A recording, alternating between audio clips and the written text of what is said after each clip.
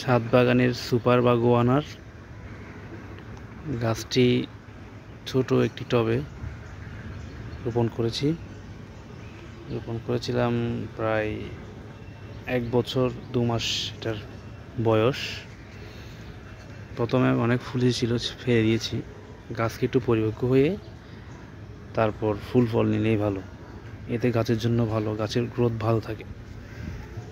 এই যে এখানে ফিমেল ফুল গুটি সেট হচ্ছে, এখানে অলরেডি একটা হয়ে গেছে। পুরুষ ফুল এবং স্ত্রী ফুল আছে।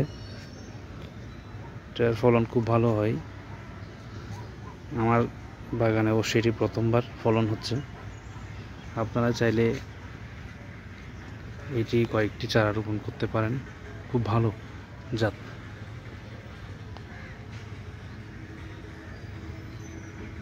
এটির মধ্যে আবার দেখুন মাল্টি গ্রাফটিং করেছি কয়েকদিন হলো, আশা করি এগুলো হয়ে যাবে।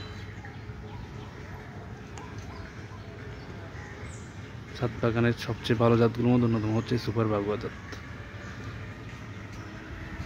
এখানে ফিমেল ফুল এবং মেল ফুল সহজে চেনা যায়, যে ফিমেল ফুল এবং গুটি থাকবে, আর মেল ফুলের মধ্যে এরকম গুটি থাকবে না।